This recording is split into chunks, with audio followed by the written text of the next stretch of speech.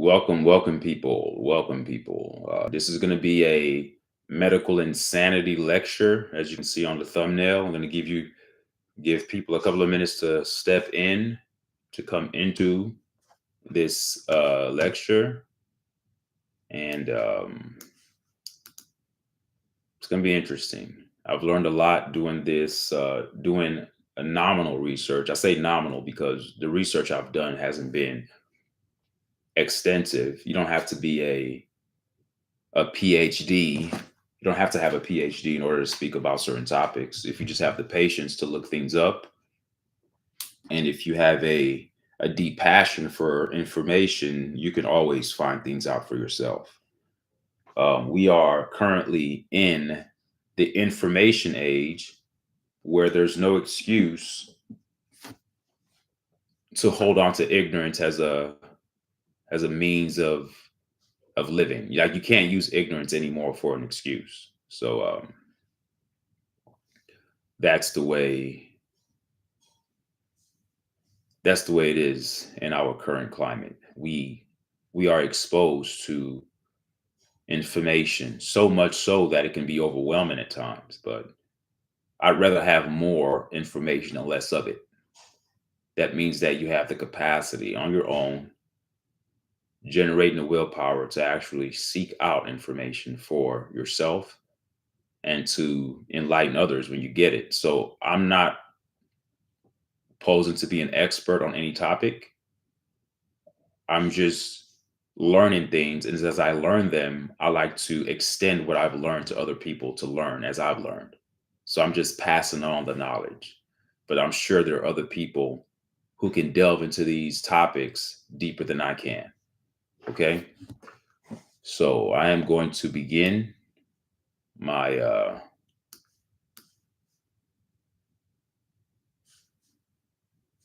my lecture here. I'm going to share my screen.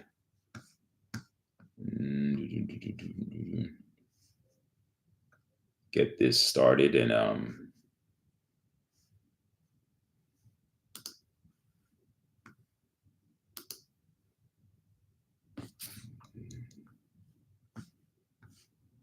okay.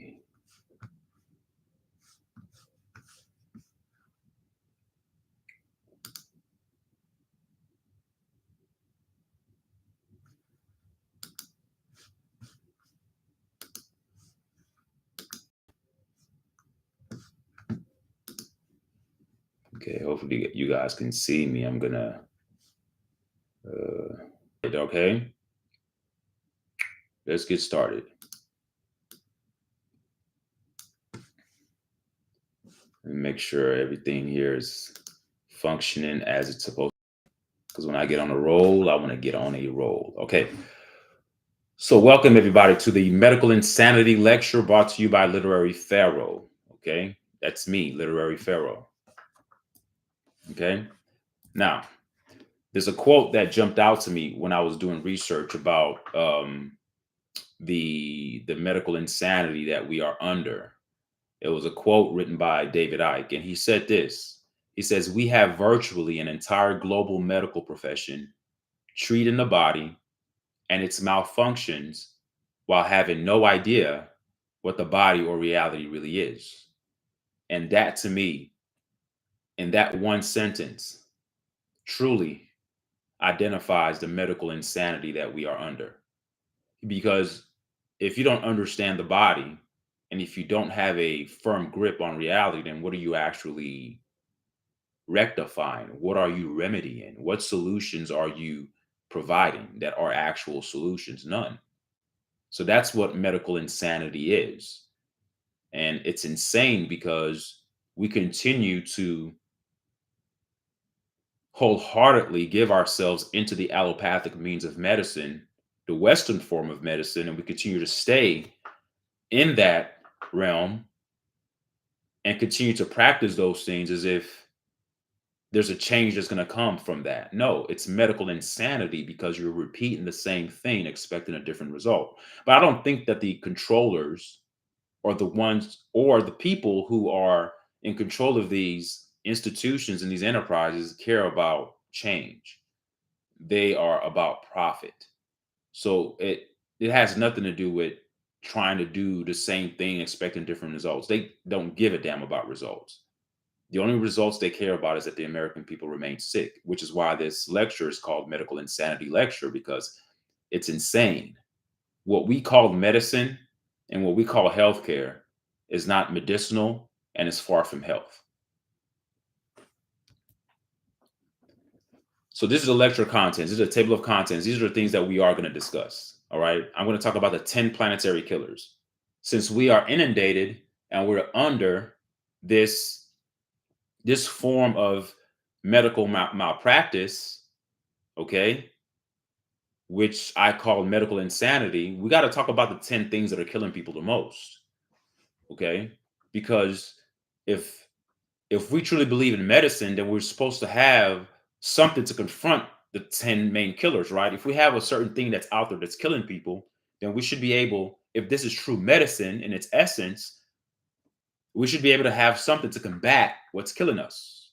That's what medicine is. I mean, in its most pristine state, that's what true medicine is to put the body or put something back in balance. So when things are not in balance or when things are not at ease, hence being at a dis-ease, then what is the medical industry doing about that? What are they doing to counter the impact of the top 10 things that are killing people globally? Not just here in America, we're talking about globally. Out of the top 10 killers, the number one killer is heart disease. I'm going to be talking about that. Heart disease. And this lecture is going to be about heart disease. So my plan is to do a 10-part lecture about each one of these top 10 killers. I'm going to be focusing on heart disease on this lecture. And I'm going to be speaking about what the medical industry is doing about heart disease and how their remedy for heart disease is totally wrong. And like I said, it borders on the line of medical malpractice, if you ask me, because you're not dealing with the cause of heart disease. You're just dealing with the symptom. Then we're going to talk about the heart disease medications, because we got to talk about the medications, don't we? Isn't that where all the profit is made? That is where pharmaceutical industries get rich, is off of the medicines that people go get. You have a problem, doctor writes a prescription, you go to your local pharmacy, you pick up the drug's not free, you have to pay for it. Insurance companies get involved. You may not have to pay the whole cost, but there's profit being made off of those drugs. So there's drug dealing happens on two fronts. There are two sides to every coin, but it's still a coin. Drug dealing has two sides. You have the illegal drug dealings that the world tells you is illegal when people are dealing illegal drugs. Then you have the legal drugs that are being dealt. Nevertheless, it's still drugs. It's still drugs being dispensed to people. Now, you may say, but the other drugs have harmful effects. You don't think that the pharmaceutical drugs have harmful effects? Have you ever seen a modern commercial, a contemporary commercial on television? Have you ever seen them rattle off all of the side effects about these drugs? Have you ever seen that? The side effects alone would make anyone with common sense run away from that drug. You're taking the drug to heal a symptom or heal something that you think you're healing. Actually, you're not healing anything, but in actuality, you're being given side effects. So you're basically trying to eliminate one problem, but then adding more problems. Legal drug dealing and illegal drug dealing. Drug dealing still happens. The pharmaceutical industries are the biggest drug dealers on the planet. Then I'm going to be talking about the causes of heart disease. What causes it? And then I'm going to have a couple of videos at the end. One about heart disease and one about the medical industry, how they're basically just here for profit. It has nothing to do about healing you. And those videos that I have on here are going to be for fair use, YouTube. So do not copyright my video, please. It's for fair use. It's to discuss the content on the video. I'm not using the video to make money. I'm just elaborating and commenting using the video for fair use. All right.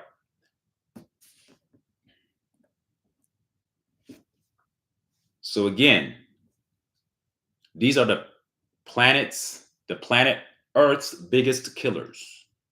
Okay, planet Earth's biggest killers.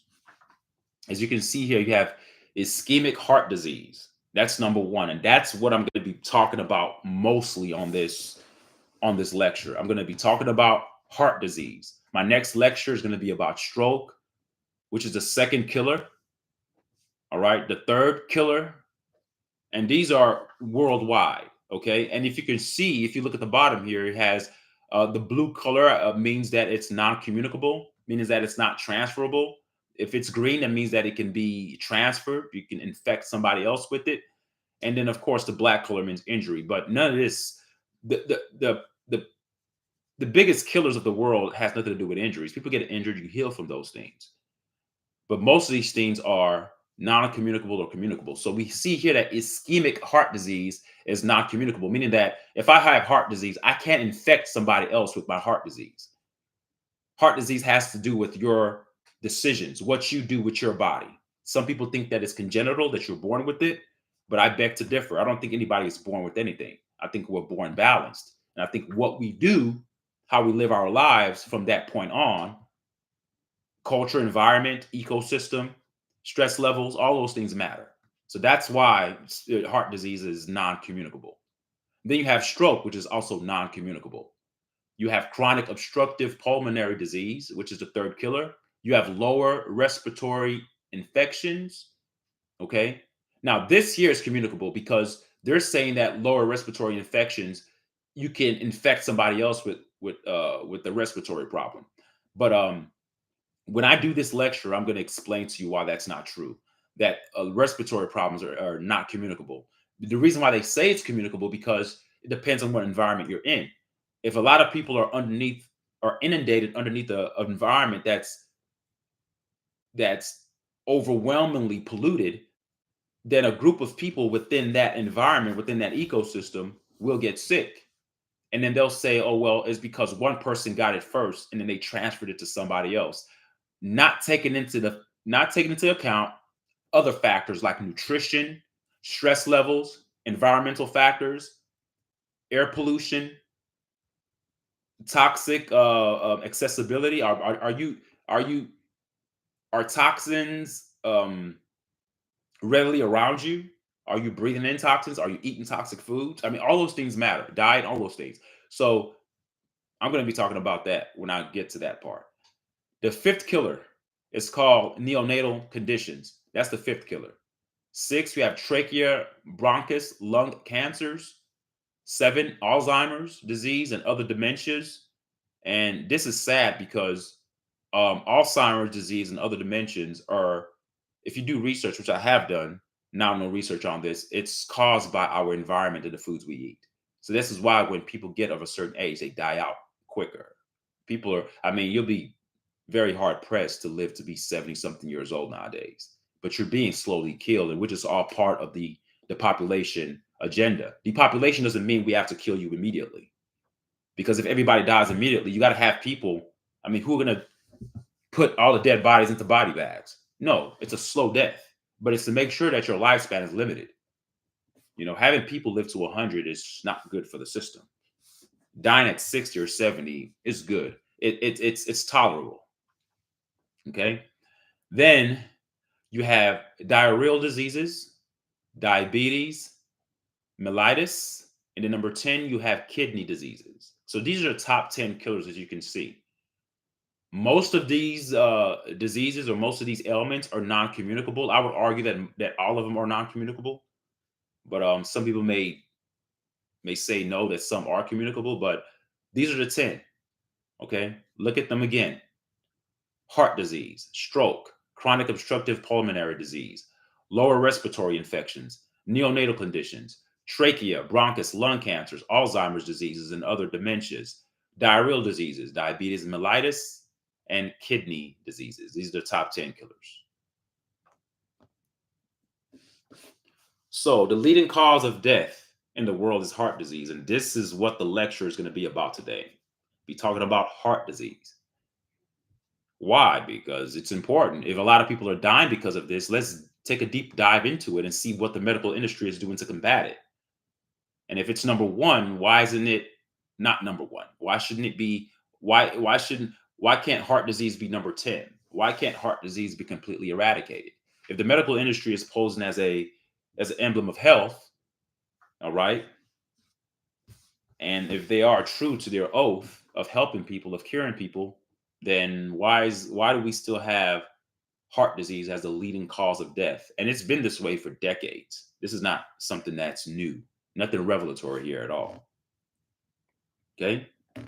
So,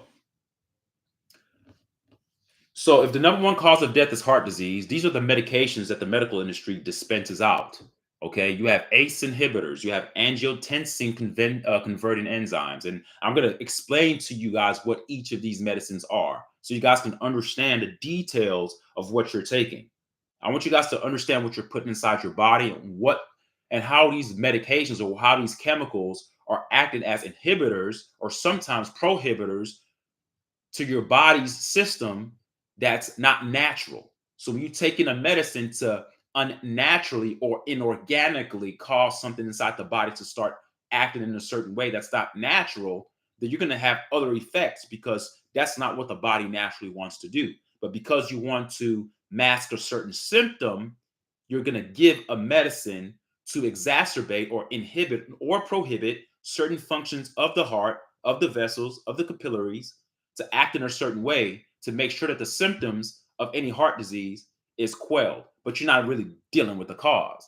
And when you do that, you're only exacerbating the problem, which leaks out into more problems.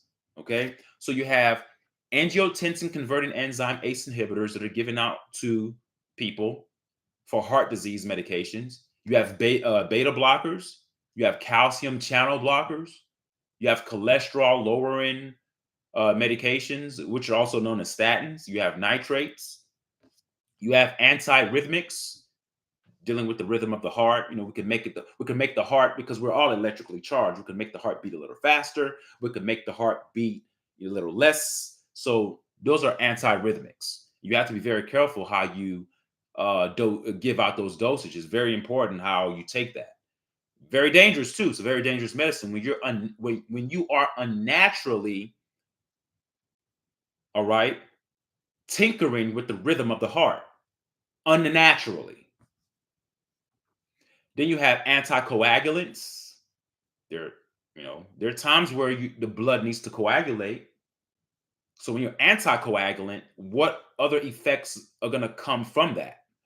Then you have antiplatelets. These are all heart disease medications that are dispensed by the medical industry. And I'm only going to list about 10 of these in total. There are more, but I'm going to list these just to make sure we stay in a good time frame here. Then you have diuretics. Then you have digoxin. So these are the medications that are widely used to combat heart disease in America. The number one killer in the world.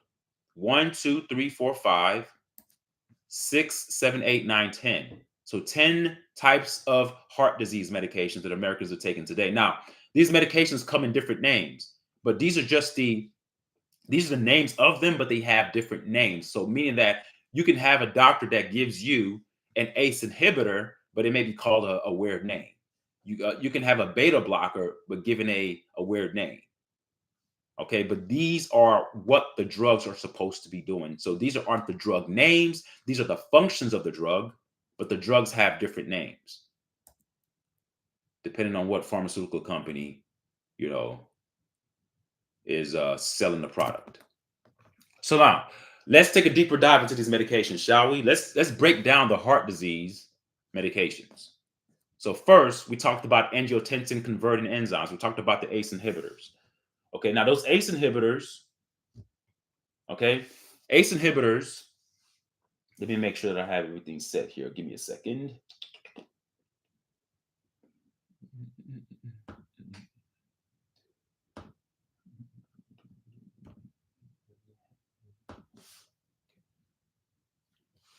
Okay, so ACE inhibitors are a class of medications used to treat high blood pressure and heart failure. They work by preventing the conversion of angiotensin 1 into angiotensin 2. Now, I'm not going to get in too deep about what angiotensin is, because I can, but I don't want to bore you with all the scientific terminology. Just needless to say that angiotensin 1 and angiotensin 2 are natural functions of the heart. Okay. Now, when you take a medicine, when you take an ACE inhibitor and it prevents the conversion of angiotensin 1 into angiotensin 2, you have to ask yourself a question. What's the function of angiotensin 1 and angiotensin 2? See, as a critical thinker, when you see a definition like that, just ask yourself this. If something is preventing something from going into something else, because the body has to work in balance. Sometimes the heart rate increases, sometimes the heart rate decreases. Sometimes your heart starts to beat fast, sometimes your heart beats slow. Depends on what you're doing, but those are natural functions of the body. So if I'm a sprinter, just giving an example here so you guys can understand that the body heals itself. All right. Injecting a chemical in the process can throw things off and make things worse. So I'm going to give you an example. If I'm a track and field athlete, right, and I run a sprint, and after I run my sprint, my heart is supposed to naturally beat fast because I just got to put in my body into some a physical exertion to the point where my heart has to beat fast. My heart rate increases, right? So let's say before the race, I take a drug that's supposed to decrease my heart rate in the midst of me emitting out physical exertion to the point that it increases my heart rate. What do you think would happen? I'm stopping a natural body function by taking a chemical to decrease my heart rate after I've just exerted myself physically on the track, in track and field. That has a ripple effect, folks. Now, I may not die that day, but if I continue to take that medicine and I continue to put myself in a position where I'm naturally doing things to naturally cause my heart rate to increase and cause my heart to pump a little faster, but I'm taking a drug to slow that down, don't you think that something's going to happen inside the body? Because you're stopping the body from doing what it naturally wants to do. Here in this case with ACE inhibitors, you have a drug that's working to prevent the conversion of angiotensin into angiotensin 2. Now, let's ask ourselves the question, what is angiotensin 1 and what is angiotensin 2? I'm glad you asked the question, class. Now, angiotensin 1, it helps to regulate blood pressure, while angiotensin 2 prevents and constricts blood flow, increasing blood pressure. Both are good. But reading this definition here on my screen, if you're not a critical thinker, you would think, hey, they work by preventing conversion of angiotensin 1 into angiotensin 2. Man, so it must be bad for angiotensin 1 to be converted into angiotensin 2. No, it's not bad. Remember, one helps to regulate blood pressure and one helps to constrict blood flow, increasing blood pressure. There are times where your blood pressure needs to be increased. And there are times where your blood pressure needs to be regulated. But when you're taking a drug that chemically causes or inhibits one from doing what it naturally wants to do, then you have problems. Okay. So they work by preventing conversion of angiotensin 1 into angiotensin 2, which is a major vasoconstrictor that increases blood pressure. This helps relax the veins and arteries, lowering blood pressure. Okay. So those are ACE inhibitors, and these are popular drugs that are dispensed in the medical industry. Now, you may ask the question like, but what is wrong with that? What is wrong with ACE inhibitors? It's not dealing with the cause. As you're going to see many of these medications, all of them, none of them dealing with the cause. They're just dealing with the symptom. And usually when they're dealing with the symptom, they have to inhibit or stop a natural process of the heart to deal with the symptom, never dealing with the cause. So what you're doing, you're just placing a Band-Aid over the cut without healing the cut. Band-Aids are important. We don't want people leaking out everywhere. But you have to deal with the cause. You can't keep cutting yourself and putting on Band-Aids every day. How about you stop doing whatever you're doing to cause the cutting? Stop doing whatever you're doing to cause the injury so you don't need the Band-Aid. They don't tell you that, though. The medical industry won't tell you that, which is why it's a sick care system, not a healthcare system. The next drug, we have beta blockers. All right. Beta blockers. Now, what are beta blockers? Beta blockers are a class of prescription drugs that are used to treat cardiovascular diseases and other conditions. They work by blocking the effects of hormones like adrenaline and noradrenaline, which cause the heart to beat faster with more force. This slows the heart rate and reduces the force at which blood is pumped, which lowers blood pressure and reduces strain on the heart. So these are people that have high blood pressure, so they give them beta blockers. But again, when you're dealing with hormones, see, I want you guys to pay attention to the part that I highlighted. Beta blockers, they work by blocking the effects of hormones. Let me tell you guys something. When a woman is pregnant, they are led by their hormones. When they have certain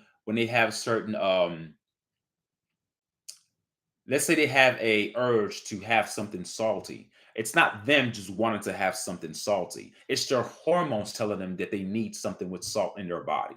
Now it's left up to the woman to make the decision to get the healthier brand of things with salt in them rather than getting something that's unhealthy. But the point that I'm making is that we are all at base, in our essence, we are all hormonal.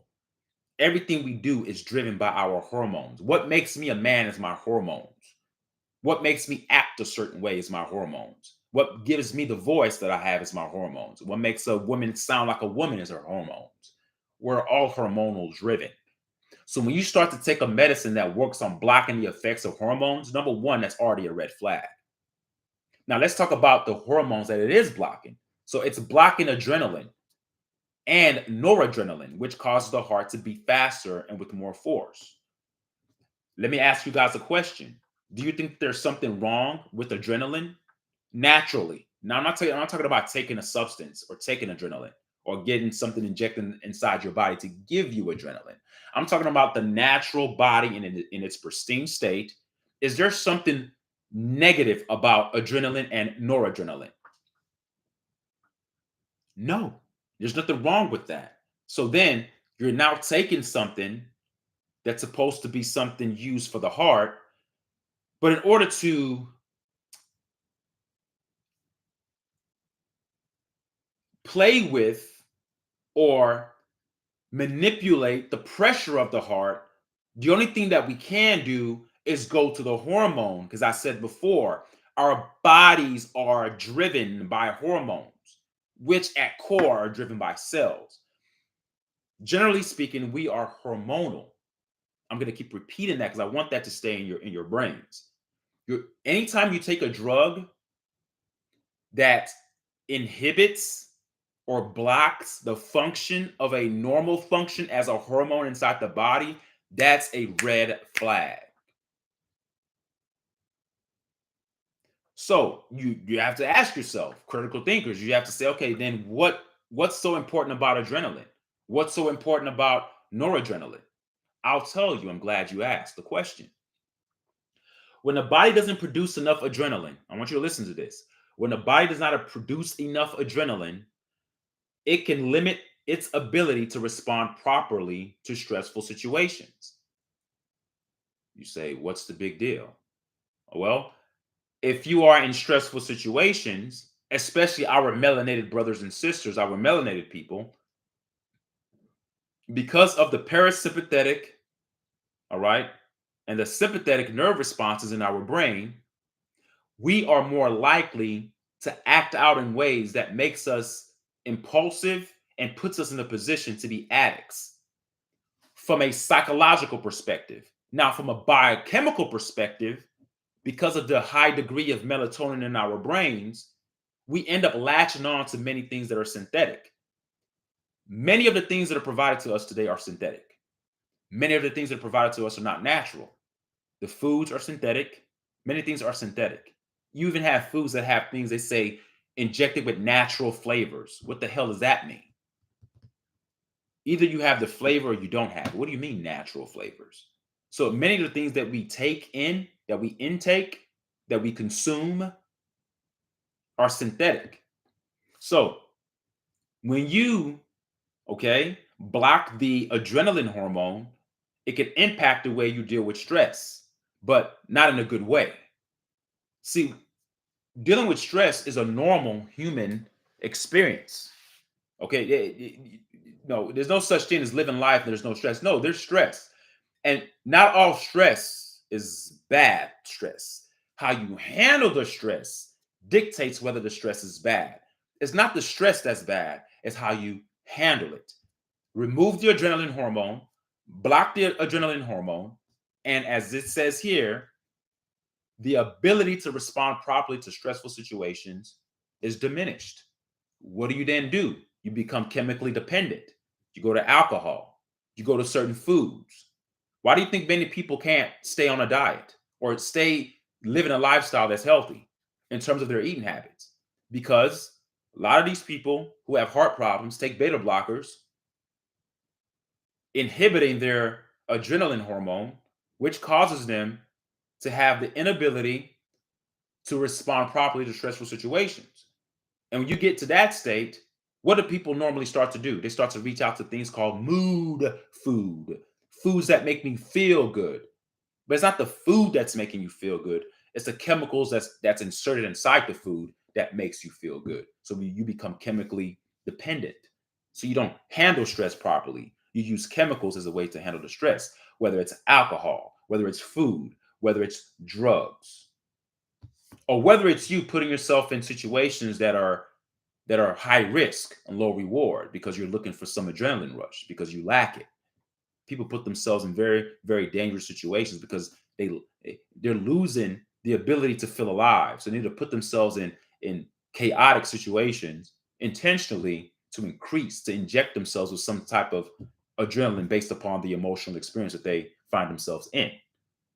So yes, blocking adrenaline is bad. Then there are physical symptoms that comes with it as well. Physical symptoms like being tired, lethargy. You have lack of motivation. You have indifference, difficulty focusing, changes in blood pressure, changes in heart rate, low blood sugar, and migraine headaches. And you also have mental symptoms that come when you block adrenaline and noradrenaline. All right, you have mental symptoms like anxiety, depression, memory problems, and trouble sleeping. Now, you may say, why is this a big deal? Well, it's a very big deal because as the consumer, as the patient, as the person that's in need because you have a heart problem, you've been given a beta blocker. And this beta blocker has pretty much blocked the hormones like adrenaline and noradrenaline. It blocks those. So when you block those hormones, it can cause many other problems. Now, the mental stuff with depression and memory problems, you can't go to a cardiovascular medical practitioner and tell that doctor that you're suffering some kind of mental dilemma or you're going through something called depression. What is that cardiovascular doctor going to do? What is that heart doctor going to do? They're going to refer you to a psychiatrist. Okay? They're going to refer you to a psychiatrist, a person that can dig deeper into your mental situation. And that psychiatrist is going to be able to dispense more drugs. So now you become some sort of a walk-in medical pinata to be hit on by many facets of the medical industry. You've already went to the cardiovascular doctor for your heart. They've given you a drug. You've been taking that drug for months. Now you find yourselves with other problems. So they don't tell you that. When you stop a normal function of the body, believe you me, guys, there's something that's going to happen because of that. For every effect, there's a cause. You don't block something that's natural and expect things to be okay after that. You can't block a hormone and expect things to be okay after that. Even the ACE inhibitors that I talked about earlier before beta blockers, you can't block angiotensin 1 from converting itself to angiotensin 2 and expect everything to be okay. There's a reason why the body allows itself to go from angiotensin 1 to angiotensin 2 because the body's always in a position to repair itself. Is blood clots bad? Yes and no. When blood clots happen naturally, it's okay. Sometimes the blood needs to coagulate, but there's sometimes where it's not good when the blood clot happens unnaturally. The body is always in a realm, in a function of consistently cleansing itself. Then we seek out medicine from the medical industry and we think that their medicines are going to fix us. No, they don't fix us. They just literally kill us because what they do, they block the natural function of the body by focusing only on the symptom and not at all paying attention to the causation of the ailment. It's a band-aid over the cut, folks. It's not dealing with the behavior that's causing the cut. So then you get passed on. So the cardiovascular doctor says, oh, no, I don't deal with depression. But doc, ever since I've been taking these beta blockers, I've been feeling kind of weird. I've been tired. I've been having lethargy. I've been feeling indifference, hard to focus. I'm feeling very sleepy. I have headaches. And lately I feel depressed. Well, you know what? I know a doctor that can help you with that. I'm going to refer you to a psychiatrist. So now you go from seeing one doctor to another doctor. Hence the medical insanity that I'm talking about, which is why I'm giving you guys this lecture right now. So you go from one doc, one clown, to another clown, another psychiatrist. Now they start talking about your brain. Oh, okay, maybe you need this. They're going to dispense to you other drugs as well to deal with your depression. And what do you know? Guess what? Those drugs that they give you to combat your depression or to combat any type of mental dilemma that you're under, whether it's sleep meds, whether it's mental fog, whatever the condition is, every drug has side effects because they all work the same. They all block the natural body's function to deal with a symptom versus dealing with the cause. So you're going to find yourself in a cycle. So you're going to go from seeing a cardiovascular doctor to a psychiatrist to a psychologist, probably to talk it out, but the psychiatrist is definitely going to dispense you some medicine. Then you may start having nerve problems. Then you may end up being referred to a neurologist. Then after you go see the neurologist is going to be telling you, oh, you have this, that. Now we need to refer you to a radiologist because we need to put you underneath some type of x-ray to see what's going on inside your body. So you see how you get passed around? You get passed around. You become the medical industry's whore when you give yourself off to them to take care of you. Beta blockers, folks. Ridiculous. The next drug, calcium channel blockers. Calcium channel blockers. And as you can see, if you read the name of this, it doesn't take a rocket scientist to see what it's blocking. It's blocking calcium. So let's read what it says. Calcium channel blockers are also known as calcium channel antagonists. I mean, they go against. So these drugs are a class of cardiovascular drugs that prevent calcium from entering the cells of the heart and arteries. Again, what have I highlighted, class? Look at the part that I highlighted. It prevents calcium from entering the cells of heart and arteries. Let me ask the class. Let me ask you guys the question. Do you guys think that calcium is a bad thing? Is calcium bad? Well, okay, would you consider calcium as a toxin? Would you consider calcium a bacteria toxin? No, not at all. Not at all. Calcium is actually good. This action causes blood vessels to relax and open, which can lower blood pressure, increase blood flow and oxygen to the heart, and reduce pressure on the heart. Okay? Calcium channel blockers are often used to treat hypertension, coronary heart disease, and chronic stable angina. Or angina. Okay? Now, that's great that is used to treat that. But what you have to see is the underlining part that I have highlighted here. It prevents calcium from entering the cells. Now, you may say, what's the big deal about calcium? I'll tell you. Remember, calcium is natural. Calcium is in many foods, natural foods that come from the earth. Okay? They tell kids all the time, eat foods that are rich in calcium. They tell you to drink orange juice because orange juice has calcium, but that's stupid because orange juice is like the worst drink you can drink. It's nothing but a sugar liquid. It's riddled with sugar. So you may get calcium from it, but the dangers, the effects, the negative effects from all the sugar that you're getting overwhelms the positive impact of the calcium that you think you're getting. But that's a story for another day. So there are many natural foods that are grown from the earth, plant-based foods that are rich in that have calcium. Okay? Now, blocking calcium is not good. You're supposed to have that. Let's see what happens when you block calcium. When calcium is not allowed to do what it needs to do inside the body. It's not good. Calcium is needed for bones, is needed for your teeth, It's needed for your muscles. It's needed for your normal blood clotting. Remember earlier I talked about normal blood clotting? I know many of you guys have had the indoctrination, the mass brainwash to think that when you hear the term blood clot, it's like, oh my God, blood clot, blood clot. No, no, no, no, no. There's times where the body will clot blood, will clot the blood intentionally for a purpose to put the body back in homeostasis, to put the body back in equilibrium. Naturally, normal blood clotting is natural. It lowers blood pressure. These are all the good effects of calcium.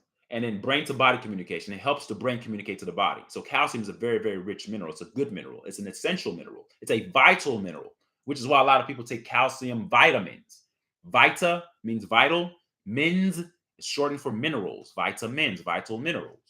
Okay. So when you block that, look at the impact that that causes. Now, many people who have heart problems are in their older age. Some of them in their mid 40s, some younger, but the majority of people with heart problems are in their late 40s, 50s, 60s. These people already have bone issues. So you're going to take something that blocks calcium to help your heart.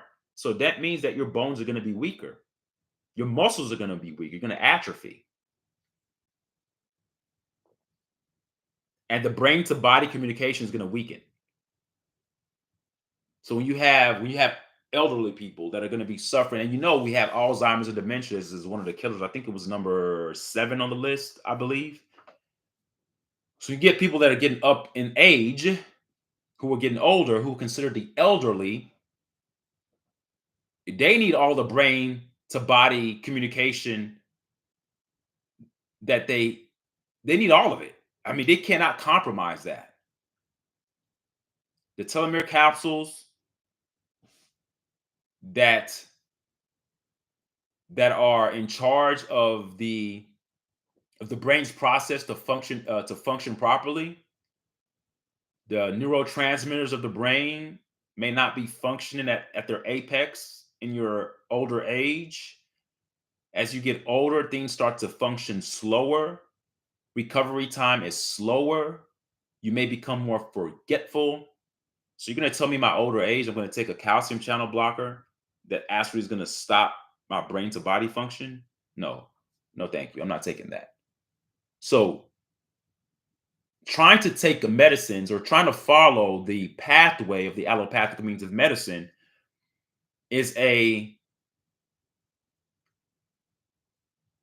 direct indictment on the system. It's a direct indictment on the system because you're essentially opening up a can of worms by trying to stop something. So what happens is that I want to stop a problem. Rather than me fixing what's on the leg, I'm going to cut off the whole leg. That's allopathic means of medicine, folks. And that's the most vivid example I can give you. That's what comes to my head. Because it seems like we're trying to deal with a heart issue, but we're going to give you medicines that blocks off other things that are supposed to be functioning in your body normally. We're going to block that off because we got to deal with this issue. But do you know that blocking off those other things can cause bigger issues? Do you know that cutting off somebody's leg rather than treating a little wound on their leg is better? But you cut off their leg, you're going to give bigger problems because now the person doesn't have a leg. They're going to be walking around with crutches their whole lives. They're going to be on a wheelchair. You basically impacted their ability to be mobile. Calcium channel blockers. All right, next we have cholesterol lowering medications. These are called statins. Statins are a class of medicines used to lower cholesterol. While some of the cholesterol in your body comes from food, most is made by the liver. Did you know that? That most of your cholesterol is made by the liver. And if you look at the word liver, it has live in it. The liver is one of the most, actually, I would argue that the liver is the most important organ in the body. And I'm going to do a lecture on the liver one day. Statins work by reducing the amount of cholesterol made by the liver and helping the liver remove cholesterol that is already in the blood. So look at the part that I highlighted about this drug, about cholesterol lowering medications. It says statins are a class of medicines used to lower cholesterol. While some of the cholesterol in your blood comes from food, most is made by the liver. So if you're trying to lower cholesterol, some of the cholesterol in your blood comes from food. Most is made from the liver. So basically, when you're taking a statin, you're simply, what organ is being impacted the most here, class? What do you see? What is this drug impacting? What organ is it impacting? It's, yes, correct. It's impacting the liver. The liver creates cholesterol too. Is the liver creating cholesterol a bad thing? No, especially when the cholesterol that it is creating are coming from foods that are nutritionally dense. Because all foods have calories. Now you have foods that have empty calories. That's what we call empty caloric foods. They have a bunch of calories, but no damn nutrients. So you eat, and you never feel full because your body's not necessarily, your cells are not necessarily getting the nutritional need. They're not getting the things that they need. And your cells are being nutritionally malnourished in a sense. They're not getting what they need to function. Then the ghrelin, the communication between the two hormones of the stomach and the brain, one ghrelin, one leptin, they both start working in an inversed way. Then the communication between those two hormones are like shot to hell. The leptin keeps telling yourself, I'm not satisfied. The ghrelin is like, I'm hungry. And you're like, oh my God, I need to eat some more. So you can't stop a natural function to heal something else. Let the liver do what it does. Don't ever take medicines that impede or inhibit hormonal function. Okay, don't ever do that. I don't ever, and especially something that impacts an organ as important as the liver. That's what they call cholesterol lowering medications. Lower your cholesterol. How about you eat less? How about lifestyle? See, doctors don't tell you this. If you go to a doctor, any doctor, and they don't mention nutrition or lifestyle as a remedy, and the first thing that they want to do is talk about what kind of medication you need, run far away from that doctor. Get the hell away from that doctor. He is a clown.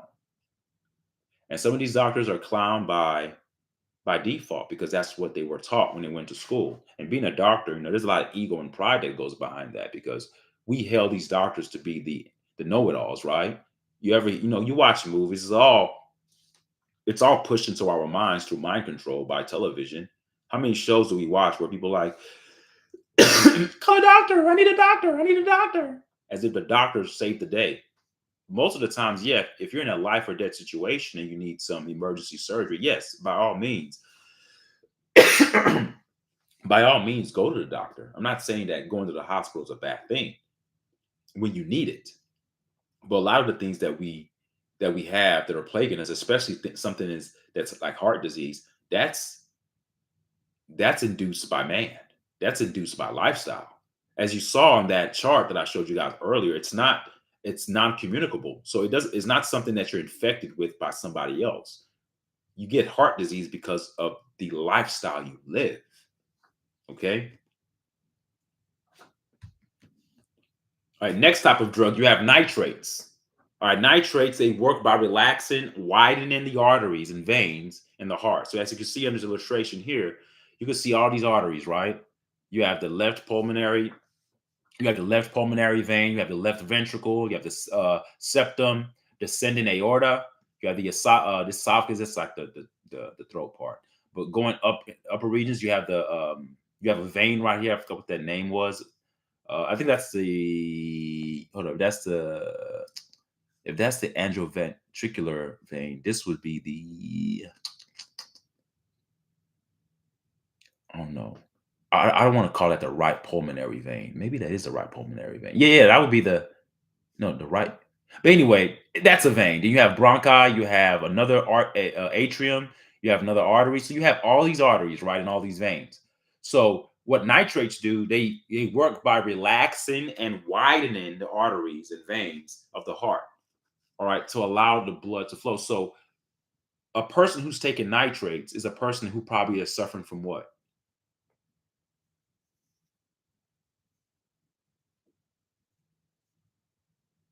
You think a person who's taking nitrates is suffering from low blood pressure or high blood pressure?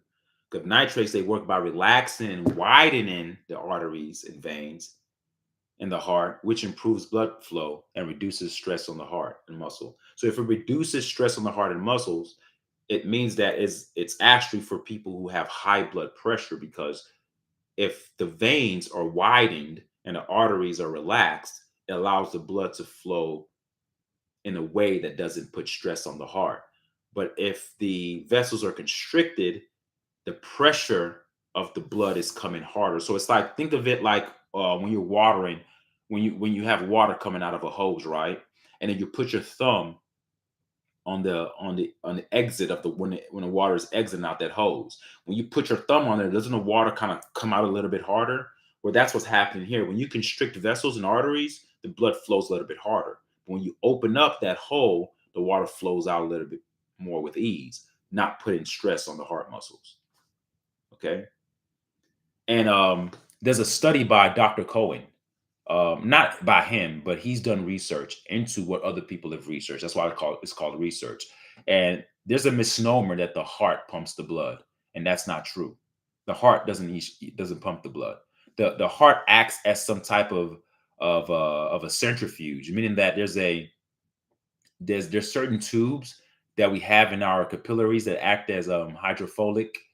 Um, they're called hydrophilic tubes, meaning that they run off of water. So hydrophilic means that it's an artery that needs water to propel itself. So it's attracted to water. So the more water you drink, the better your heart functions. But it's not the actual heart that pumps the blood. It's the capillaries, it's the veins that pumps the blood. Like the body in itself, it's hydrophilic, so it's constantly pumping itself. The I'm gonna do a lecture on that, but I found that very interesting, and it made a lot of sense. It was very logical that the heart doesn't actually pump the blood. But anyway, that's a whole nother lecture for another day. But yeah, so these nitrates are drugs that are given to people who are suffering from high blood pressure. So it reduces the stress of the heart muscle. So it relaxes the veins. But if you take it, but if you take something that relaxes and widens your arteries unnaturally, then if the arteries are tightening, they're tightening for a reason. It means that there's something wrong. But to simply take something to widen it without dealing with the cause of why that that vein or that valve was constricted in the first place, then you're not actually solving the problem. You're only masking the symptom, and the problem is still there. You're making the person feel better, so they can go check their numbers and their blood pressure shows that it's lower, but are they healthier? They're not healthier. All right. I know people say women lie, men lie, and numbers don't, but numbers can lie as well. You can have a number that's based upon a false pretense.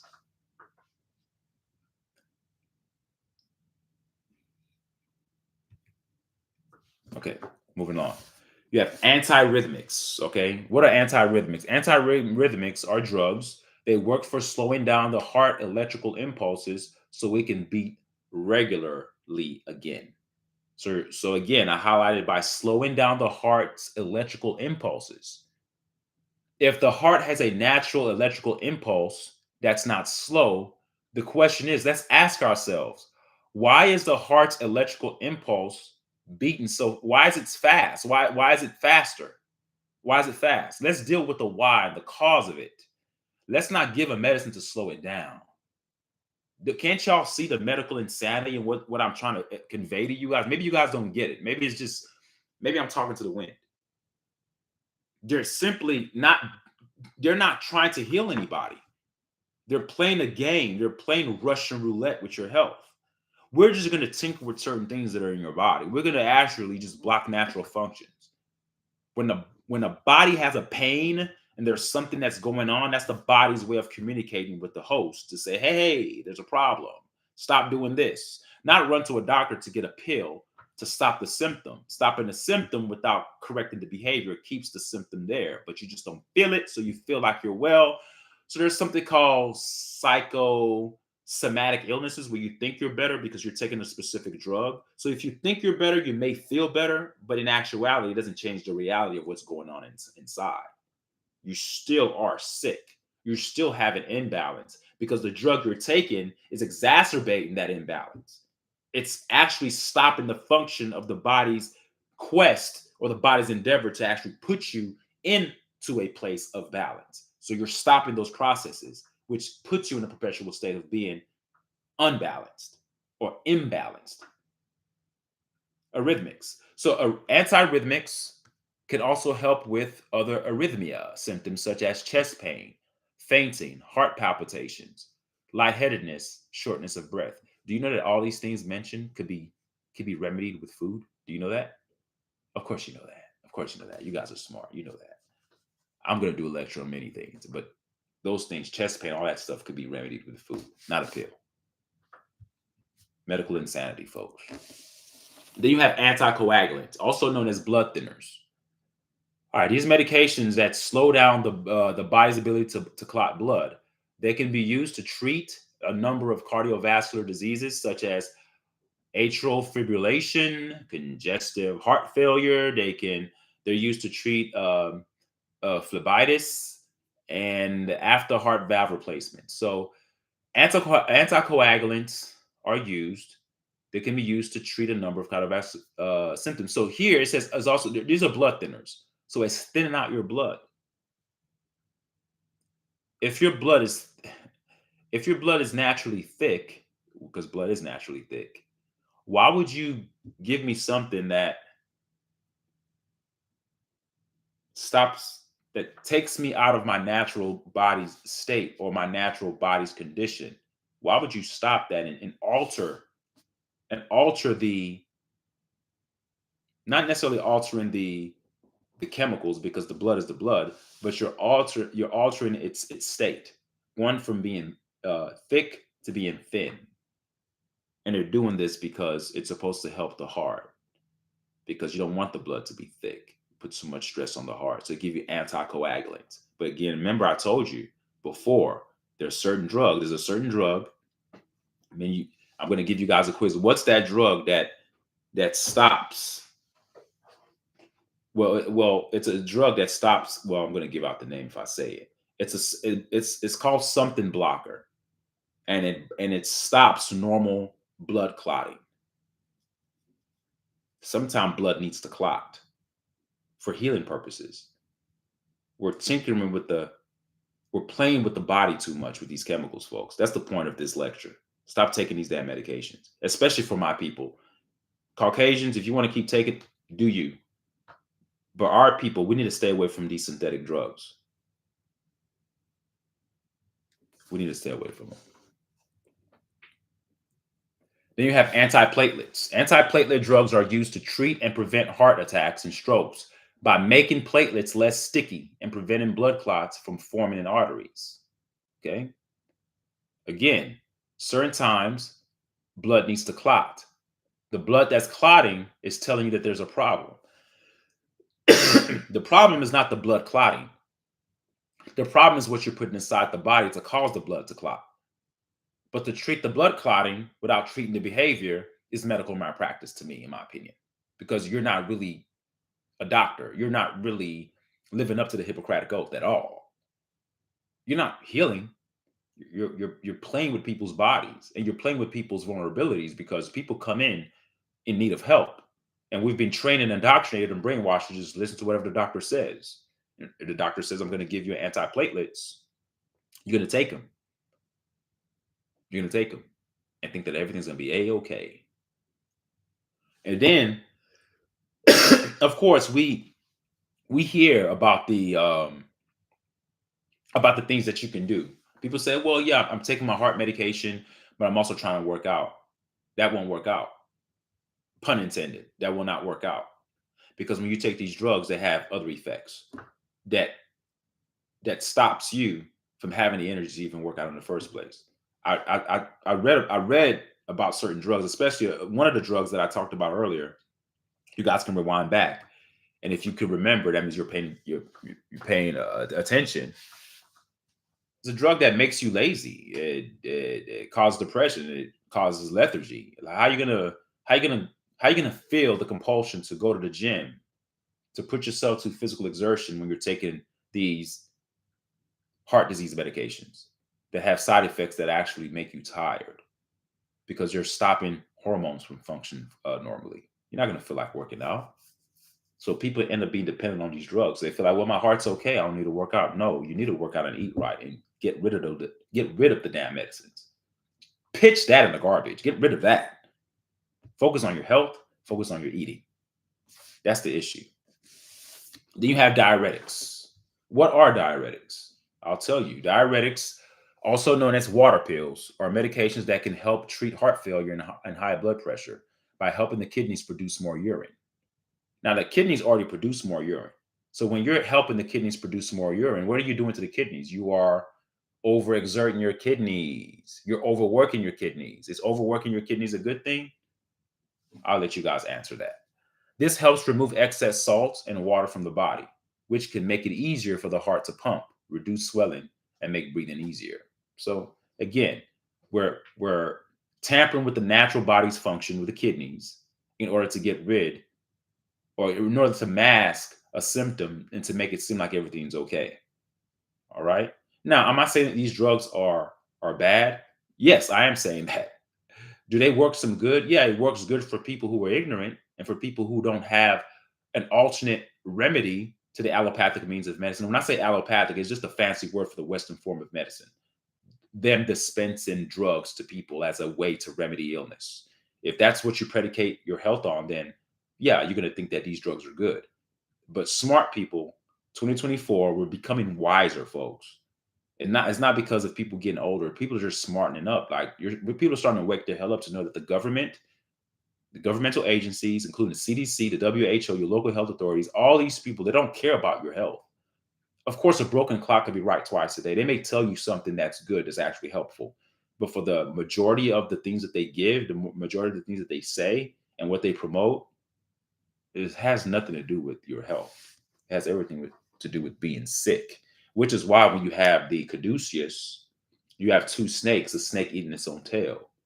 But back in the prehistoric times, you had a rod, the rod of Asclepius. The rod of Asclepius was just one snake around the rod, and that was a symbol for healing.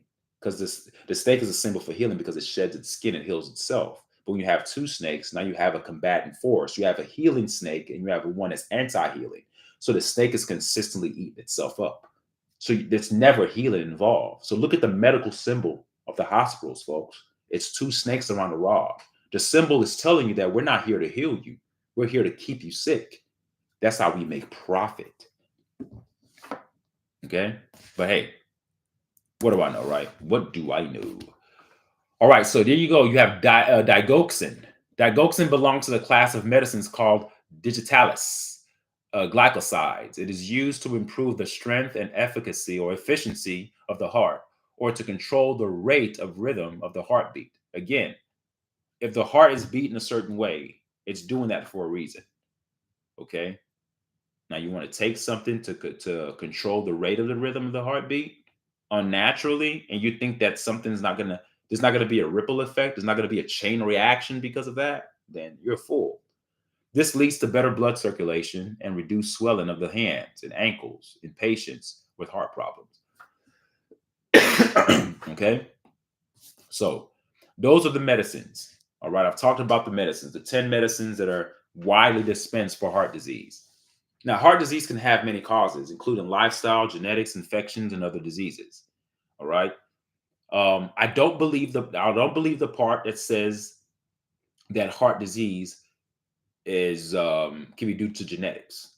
I say genetics. I put genetics on here because genetics is one thing. Because certain people, especially our melanated people, we're more susceptible to certain heart problems because the way we absorb certain foods and the chemicals in certain foods, especially with the way the Western diet is comprised and composed, the Eurocentric way of eating, the European way of eating, is no way close to the way of our ancestors, not nowhere close to the way we ate, our ancestors ate. So we are adopting a diet that's actually antithetical to the way we're supposed to eat. We're basically eating ourselves to death, but we think that it's real food and it's not. Ideally speaking, we're supposed to be eating foods that are natural foods. Okay, we're not even supposed to be heating our foods or cooking them, putting fire to them because it changes the chemical property. But so it's not genetic. So if you have a family tree of people who ate bad consistently, that becomes genetic because it's already in your cells. Epigenetics plays a part in it too. So the unborn is already feeling the effects of how mom and dad were eating before mom and dad came together to conceive that child. Okay. So yeah, there's certain genetic factors, but it can also be repaired through, it can be reversed. It's not irreversible. It could be reversed through lifestyle changes. You have infections and other diseases. All right. Which is why they're giving you that, they're saying that these are the causes of heart disease. But I'm big on lifestyle. Lifestyle is huge. All right. So, causes of heart disease. You have heart disease can have many causes, as I said, including lifestyle, genetics, infections, and other diseases. Lifestyle is huge. I've said that numerous times on here. Unhealthy habits like smoking cigarettes, having alcohol use, another way that people handle stress. But if you're taking certain chemicals, if you're taking certain toxins or certain drugs that inhibit certain body functions, which puts you in a state where you cannot respond appropriately to stress, then what do you end up doing? You end up, I need a cigarette. How many times people are like, I need a cigarette? They don't have the discipline to make a decision not to smoke. And we're not even if you're not even taking, let's say you're not even taking any heart medications, okay? Stopping smoking by itself is difficult, but it's not, again, it's not the nicotine that's addictive. It's the pyrazines that they put inside the nicotine that's addictive. Nicotine is not an addictive drug. Nicotine is in vegetables. Nicotine is in uh in celery. A lot of green vegetables have nicotine in them. Nicotine, you have a bunch of nicotine receptors inside your cells. They're good. Nicotine is actually good, okay, in natural forms. But what scientists and chemists did in the late 60s, I believe, in order to make the tobacco industry more profitable, what they did, they started to add pyrazines into their product. Pyrazines, do the research. Pyrazines is what makes nicotine addictive. It's not nicotine that's addictive, it's pyrazines. All right. So you have people who are addicted to smoking who can't stop. You have people who have lack of physical activity, and unhealthy diet can increase heart. It's not even can, it will. And I hate when they say can. It's not that it can, it will increase. I've made the mistake of put that. It will increase your risk of heart disease, and you will get heart disease because your heart is at dis-ease due to your lifestyle. If your lifestyle is not in balance, your heart is going to be imbalanced. And when your heart is imbalanced, it's not at ease. So if your heart is not at ease, your heart is then put in a state of dis-ease. It's lifestyle, folks. That's why I'm always talking about working out, getting the sun, meditating, eating right, having a schedule where you eat, going for walks, going for runs. You got to work. It took, trust me, God, it took hard work to destroy your heart. It's going to take hard work to repair it. Don't think that I'm going to just go to a doctor, he's going to give me a damn pill, and I'm going to pop the pill and everything's going to be okay. You are a fool if you think so. Heart disease can have many causes. You have genetics, family history, early heart disease can make you more likely to develop heart disease. So, yeah, family history, because of the things that your family has done historically, because of epigenetics, which is a science that they're saying that many scientists haven't looked into. It's a new science. Epigenetics is not a new science. Epigenetics is the law of our creative essence. The way we were created, epigenetics is nothing new. There's nothing new underneath the sun. Epigenetics is just a field that they don't want to get into, because if they got into epigenetics, it would expose the science industry for the lies that they've been giving out to people for so many years. So that's what that would do. Epigenetics plays a huge role into the unborn, even before a child is conceived. How the mother and the father lived, how they ate, will impact that child before conception occurs. Yeah, so family history does play a part in disease, because if boy A meets girl A, right? And girl A and boy A both came from families that ate horribly. And then they got married and had a child. You better believe that child's gonna have some problems because of what they ate. their lifestyle. You are what you eat. Your cells consume what you eat. Your DNA becomes reversed by what you eat. Now, if you have boy B and boy A who worked out a lot, they were athletes in high school, they went to college, they played college sports, they remained relatively healthy and ate right. They didn't eat out every day. They weren't alcoholics. They weren't smokers. They get together and have children. You better believe those children are not going to have a high degree of being exposed to having heart problems versus the first example that I just gave. That plays a role into it. So when they say genetics, I know what they mean, but it's truly epigenetics because it's the foundation from which both parents are coming in. That's the way DNA works. And it's not that the kid is getting some type of recessive gene of heart disease.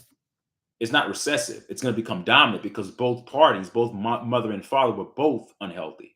So there's a high chance and a high probability that the child is going to be also unhealthy as well. You say how? Well, because number one, because both parents are unhealthy sperm, unhealthy body from the woman who's carrying the baby. The baby comes out already unhealthy, and then the baby starts to eat the same way mother A and father A ate. So it's exacerbated by the diet. But the problem, the precursors are already there. The landmines are already set. You start to detonate the landmines by the feeding of more toxic foods. See, a kid could be born from parents who are unhealthy. If that child starts to eat right from day one, then the child could grow up and be healthy. But if that child starts to delve into the side of unhealthy eating, oh, landmines will start to erupt because the foundation is already set for them to be sick with heart disease because both parents already came in flawed. That's the way it works.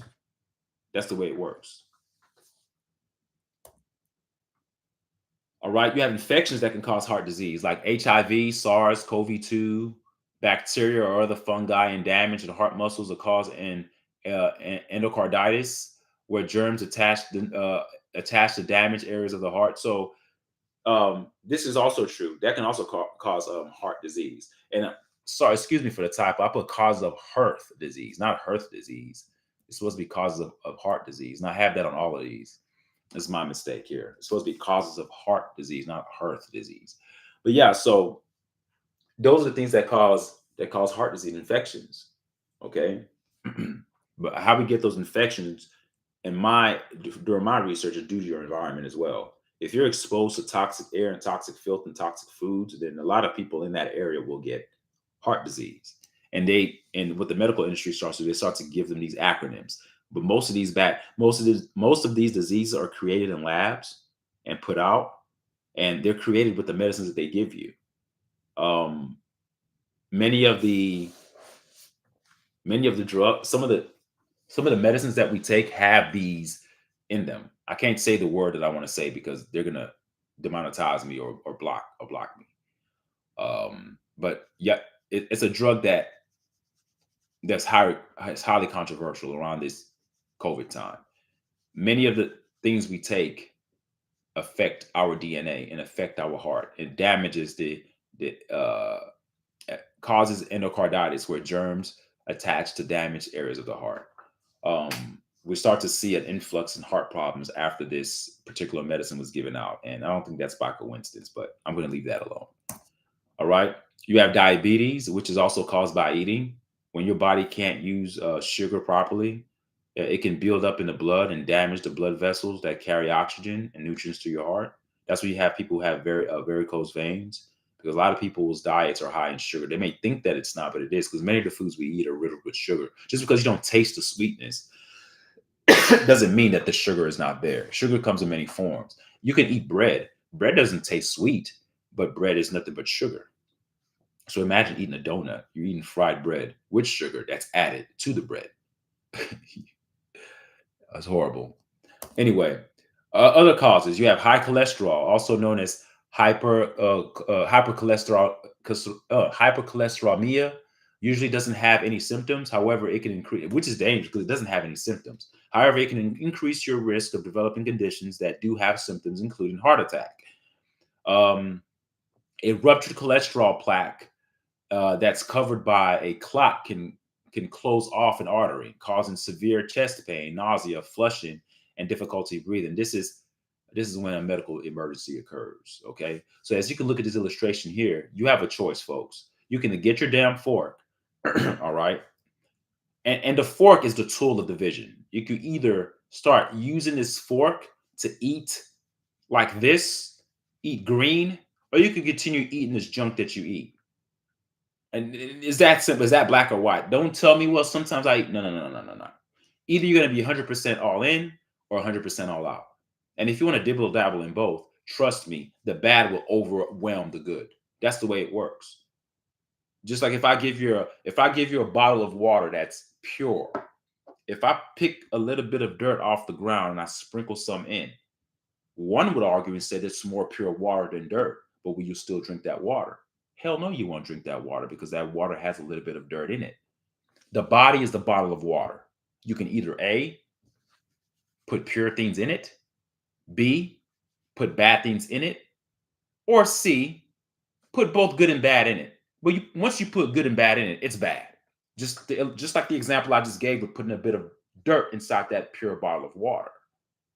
You don't mix bad with good. You're either all good or you're all bad. And if you mix both, you're bad.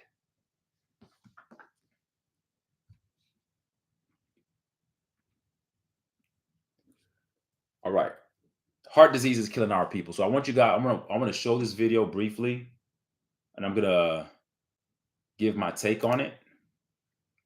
Here it is. I want you guys to listen. I want you guys to listen to this. And I may pause to add my take on it. Give me a second. I don't know why it's not playing here. Hold on here.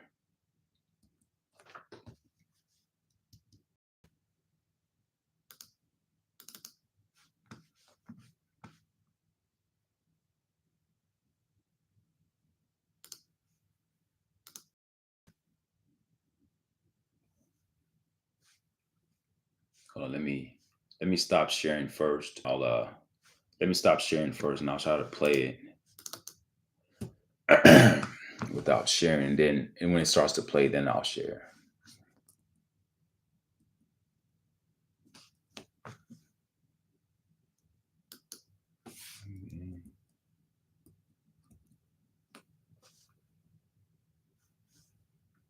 Okay, let me do this. Let me do it this way.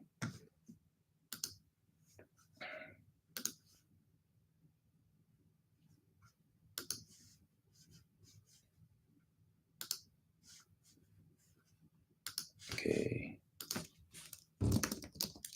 Top.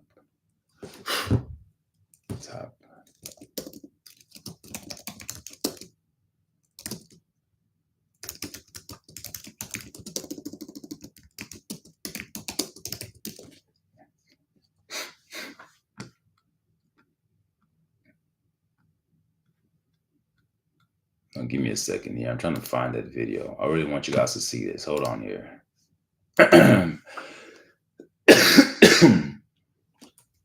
Let's see if I have it on here.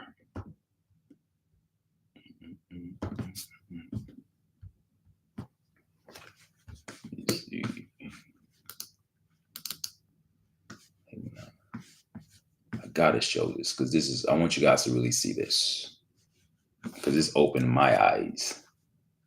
I mean, my eyes were already open, but it made them a little wider. It opened them up a little bit more. A little bit more.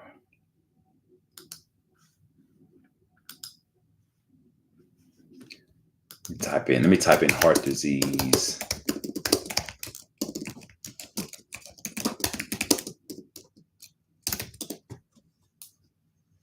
Okay, there it is.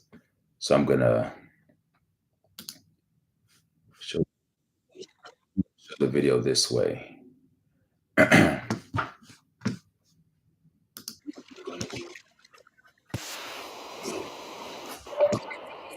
Okay. So the video is called "The Top Killer of Black Men in America." I'm focused on our people. Not that I don't care about the other races, but I'm going to focus on what's killing us because our biochemistry is totally different from the European And we need to learn how to eat properly, eat in a way that accentuates our biochemistry, not something that debilitates it. So let me share here. Watch this video, please, guys. This is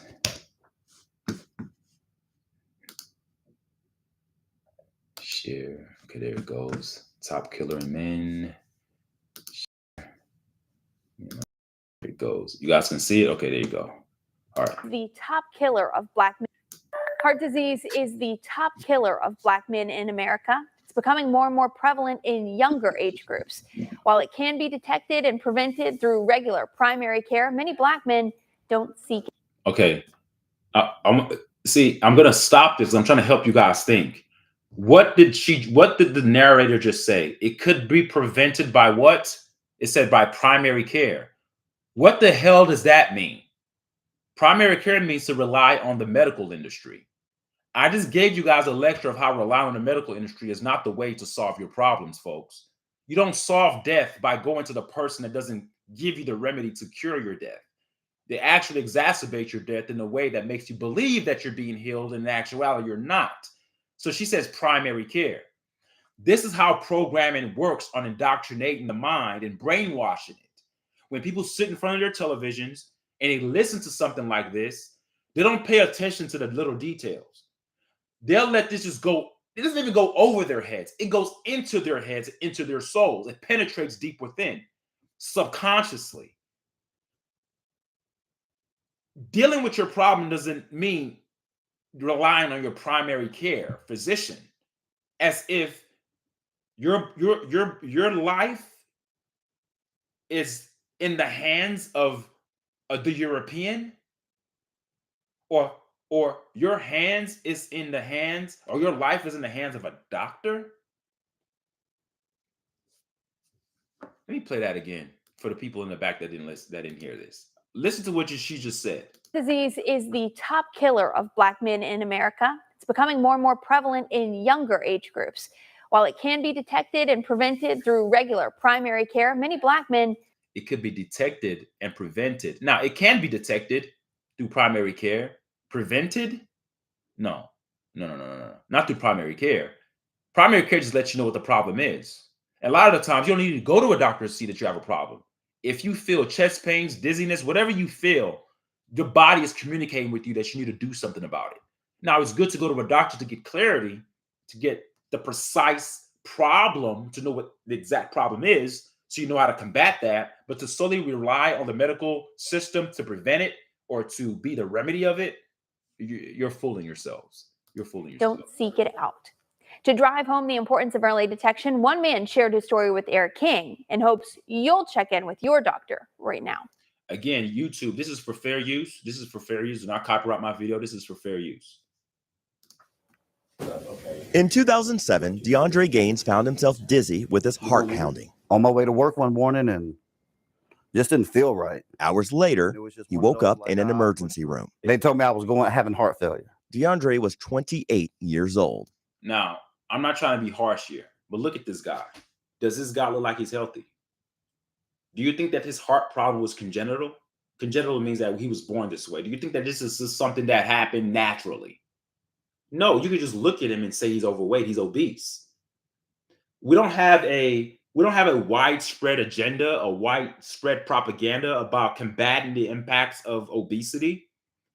We're not putting in draconian statutes or draconian laws to inhibit people's eating practices or prohibit certain ones that are more healthy. We're not making it law to eat healthy. I'm not saying we should do that. People could choose whatever, do what you want. Life and death is in the choices that we all make. But if this system was predicated on health and making sure that everyone's healthy, because I know during the pandemic, they wanted to make sure that no one got sick, so they locked down everything. People had to wear masks. People had to do all sorts of things for health. The number one killer is heart disease. Many of the heart diseases that we have a comorbidity that's linked to the heart disease called obesity. Diabetics, most of them are obese. Looking at this man, he's obese. His health choices is what put him in a position of having heart problems or having heart disease. This is not something that just happened out of the ether. It was caused by him. Look at him. And then you go to a doctor. They don't tell you anything about health. They just tell you, okay, we're gonna work on the problem, work on the symptom. No. He ended the day with a new pacemaker implanted in his heart. It was what you might call a bad day. Terrible. It wouldn't be the last of the bad days. Depression, continued health struggles, and incarceration plagued him for several years. By 2020, his heart, and this time his body, were failing. All of his organs were starting to fail. If he had not gotten to us, he probably wouldn't have made it. But it's ironic. The lady says his organs started to fail. In the lecture that I just gave, true or false, class, certain medications that are being dispensed by the medical industry that are supposed to combat heart disease, yes or no, true or false, do some of those medicines shut down organ function? Yes or no? And if it's yes, then what's the difference between the disease and what the medical industry is doing? They're both doing the same thing. Now, the medical industry can say we're coming from the vantage point, we're trying to help you. We're going to shut down a hormonal function or an organ's function to deal with your problem, right? So you'll accept it because you want the problem to be gone. But there's nothing good about shutting down any part of the human body.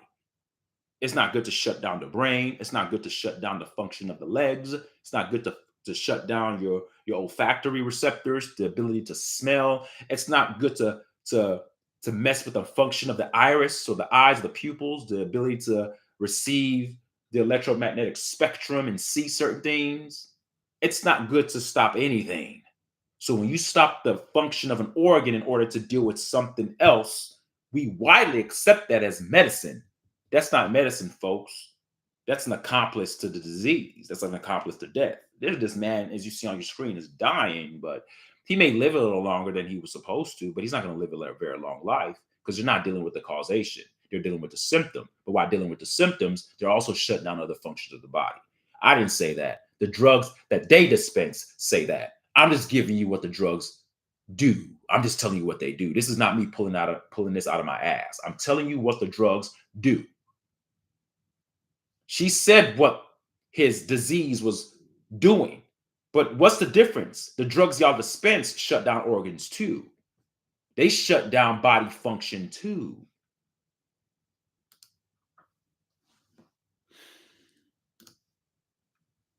Let me see your equipment for you. Kimberly Vessels is DeAndre's heart failure nurse practitioner and part of the Norton Healthcare team that implanted DeAndre with a VAD machine, which is essentially a mechanical heart. When people think about heart failure, they think of it as an older white male disease. It is for that population, for the older white males. No, when I think of heart failure, I think of melanated people, black people. I hate to use the word black people, but that's what I think of. I don't think of anything being white. I think of black people because these statistics shows that black men are getting heart disease at a higher rate than any other race. We are. So I don't know what this lady is talking about. But we see younger African-American males with this disease. At age 43, DeAndre's life now depends on rechargeable 18-hour batteries. If I leave the house, I have to put on battery packs. When I'm in the house, I have to plug myself into a wall unit. You know, that was an adjustment of his own, you know, of not being able to get up and go the way I want to go. Happy and spending as much time as he can with his 4 kids. And I'm not trying to be mean here. If you look at his kids are going to grow up the same way. He's already obese. He's obese as well. These two are little. They still have time. You have metabolic disease. You could probably look underneath their necks. You may be able to see like blackened spots. Those are signs of metabolic disease, meaning that your body doesn't have the ability to break down, to metabolize the food properly. So you start to gain visceral fat, which is what you see around the belly area. And like father, like sons. These are what they call genetic factors, but these are lifestyle factors. The dad ate bad. The dad had the kids. The kids are eating just like the dad. But the landmines were already set foundationally due to the way the dad ate before he had the kids, due to the lifestyle. But if the kids were given the proper diet and the proper nutrients, they wouldn't look like this. It's not. I'm not talking about the way they look. The way they look is just the emblem. It's a symbol of what's going on internally. It's not about them being big. I'm not trying to fat shame anybody here. I'm just saying the way they look is an identifier, an identification of what's going on internally. You see that the father is big. His kids are young. They're already big.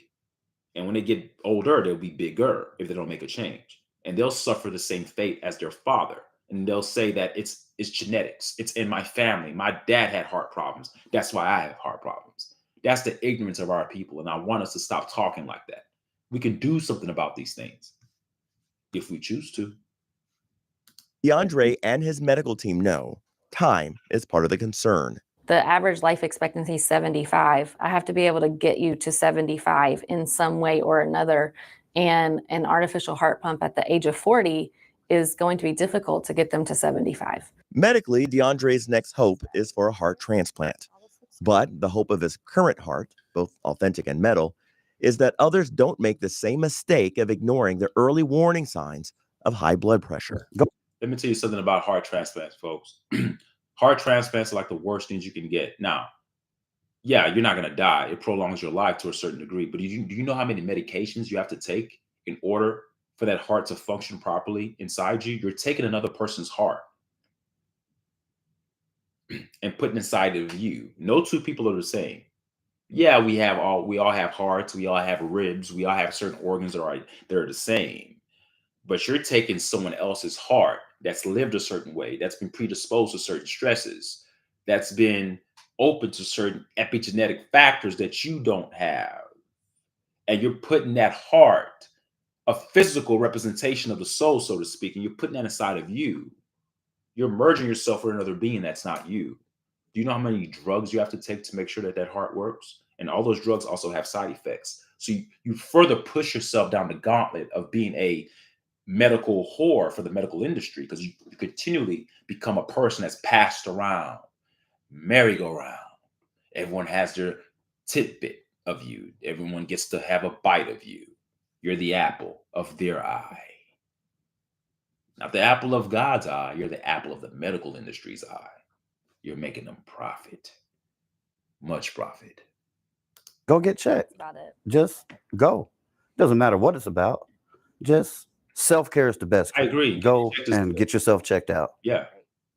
Doctors say getting screened and treated for high blood pressure can be the singular most important health choice that you can make, especially for African Americans who are genetic. It's one of getting yourself checked and eating right.